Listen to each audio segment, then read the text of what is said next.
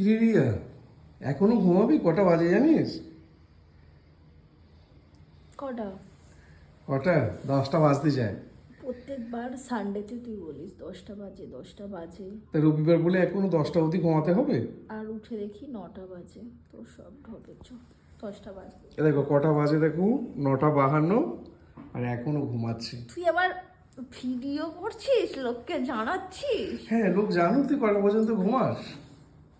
তো সবাই ঘুমায় চ ওঠো ওঠো একদিন ওঠো। ছুটির দিনে।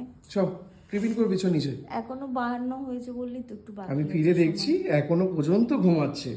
আরে 52 হয়েছে তো, 10টা কি বেজেছে নাকি? ওই একই ব্যাপার, 9টা 52 10টা বাড়ি একই। যা তুই, সোজা। আয় ওঠো ওঠো, উঠে আয়। একদিনও কি শান্তি করে ঘুমোতে দেবে না? এই জন্যই আমি বাড়ি চলে যাই ঘুমানোর জন্য। তো 10টা বাজে এখনো উঠবি না? একদিনই তো 10টা বাজে, আর যখন মর্নিং ডিউটি থাকে তখন তো উঠে পড়ি বল। সেটা কদিন সপ্তাহে? সে যদিনই হোক, উঠি তো। মাত্র একদিন তোকে উঠতে হয় তাড়াতাড়ি।